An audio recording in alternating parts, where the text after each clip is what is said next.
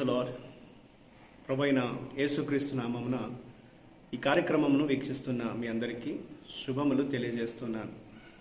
Vision cutie fellowship వారి యేసుతో ఏకాంత సమయం ఈ క్వైట్ టైం కార్యక్రమానికి మిమ్మల్ని ప్రేమతో ఆహ్వానిస్తున్నాను.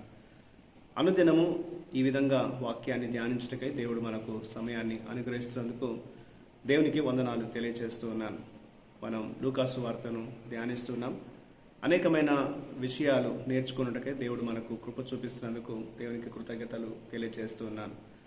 ఈరోజు మన ధ్యానం నిమిత్తం ఏర్పాటు చేయబడిన లేఖన భాగము లూకాసు వార్త 18వ అధ్యాయము 15వ వచనం నుండి 30వ వచనం వరకు. ఈ భాగంలో ముందుగా మనం 18వ వచనం నుండి 25వ వచనం వరకు చదువుకుందాం. ఒక అధికారి ఆయన్ను చూచి, సద్బోధకుడా, నిత్య జీవమునకు వారసుడగుటకు నేనేమి చేయవాలని ఆయన అడిగాను. అందుకు యేసు, నేను సత్పురుషుడనని ఎలా చెప్పుచున్నావు?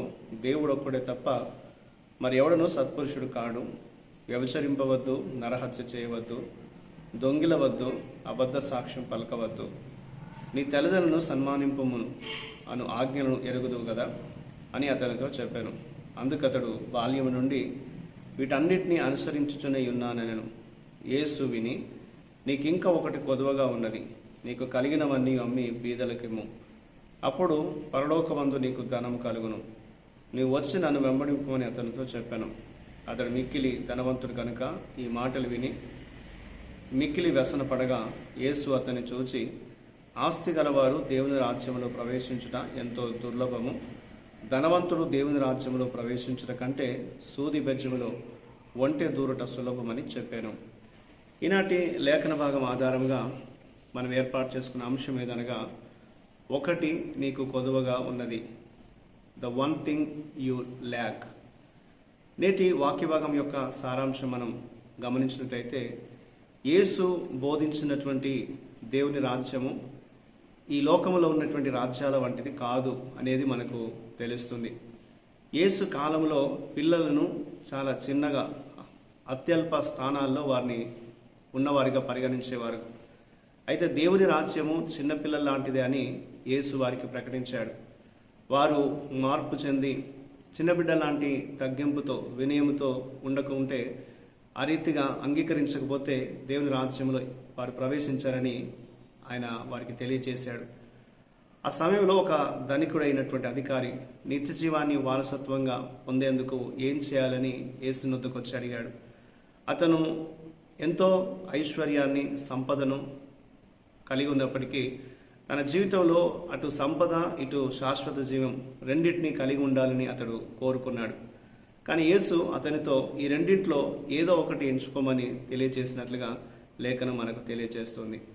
ఈ భాగంలో యేసు ఏమై ఉన్నాడు అని మనం గమనించినట్లయితే 16వ వచనంలో, సమాజము తరచుగా శక్తి లేని లేదా భారంగా భావించే పిల్లలను స్వాగతించడం ద్వారా యేసు ఒక లోతైన సత్యాన్ని వారికి వెల్లడించినట్లుగా మనం చూస్తాం.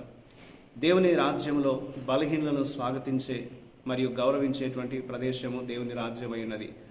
యేసు అనుచరులుగా మనము సంఘముగా మనం శక్తి లేని వారికి, రోగులకు, పేదలకు మరియు అట్టడుగున ఉన్న వారికి సహాయం చేసేవారిగా ఉండాలి. అలాంటి వారికి మనమే ఒక పరలోకంగా ఉండాలి అనేది లేఖన భాగం మనకు తెలియజేస్తుంది.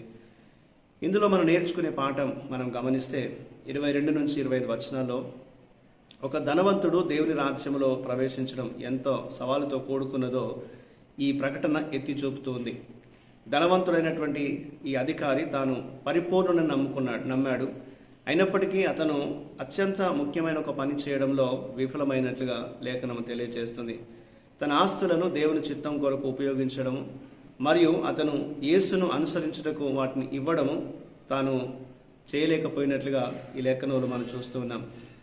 ఈరోజు దేవుని రాజ్యం కొరకు మనం ఏమి త్యాగం చేయడానికి సిద్ధంగా ఉన్నాం, ఏం చేయడానికి మనం సిద్ధంగా ఉన్నామో మనం ఆలోచించడానికి కొంత సమయం తీసుకొని ఏదైనా ప్రభు కొరకు, ఆయన సేవ కొరకు మనం ఇవ్వగలుగుతున్నామా, త్యాగం చేయగలుగుతున్నామని ప్రశ్నించుకోవాలనేది దేవుడు మనకు ఈ లేఖనం ద్వారా జ్ఞాపకం చేస్తున్నాడు.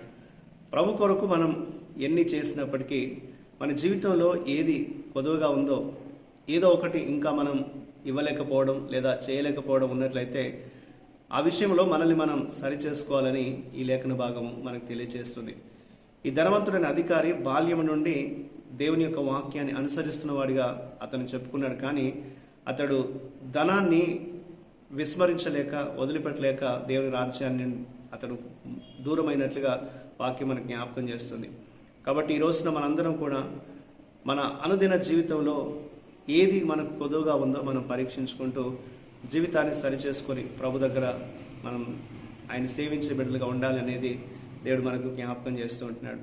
కాబట్టి ఈ రోజున మనందరం కూడా చిన్నపిల్లలను మనం చేరదీయాలి, బలహీనులకు, పేదలకు, అట్టడున్న వారికి మనం సహాయం చేయాలి. అలాగే మన జీవితంలో ఇంకా ఏది తక్కువగా ఉందో దాన్ని సరిచేసుకొని దేవుని రాజ్యాన్ని వెతకాలి అనేది దేవుడు మనకు జ్ఞాపకం చేస్తున్నాడు.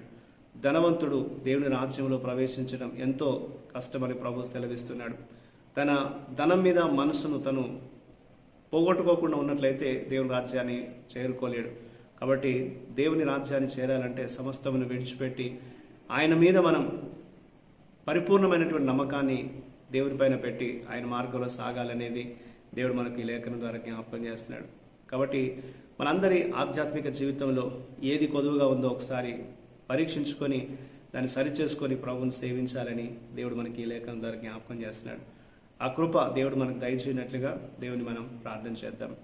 మా ప్రియమైన పరలోకపు దేవా, నీకు వందనాలు ప్రభా. నీ రాజ్యానికి మేము ప్రవేశం ఉన్నవారుగా, నన్న పిల్లల లాంటి విశ్వాసం కలిగినటువంటి వారుగా మేము ఉన్నామని గుర్తుంచుకోవడానికి సహాయం చేయండి ప్రభా. మా జీవితంలో మేము సంపూర్తిగా నిన్ను సేవించడానికి కృప చూపండి. మీ చిత్తాన్ని బట్టి మమ్మల్ని నడిపించమని యేసుక్రీస్తు నామమున ప్రార్థిస్తున్నాను తండ్రి, ఆమేన్. ప్రియులారా, మీరు సమయం తీసుకొని ఈ యొక్క వాక్య ధ్యానం విన్నందుకు మీకు ప్రత్యేకమైన వందనాలు తెలియజేస్తున్నాను. ప్రతిరోజు మీకు అందించబడుతున్న ఈ అనుదిన ధ్యానాలు మీకు మేలుకరంగా ఉన్నట్లయితే మీ అనుభవాల్ని మాతో పంచుకోవాల్సిందిగా కోరుతున్నాను. దేవుని కృప మనందరికీ ఎల్లప్పుడూ తోడై ఉండి కాపాడును గాక.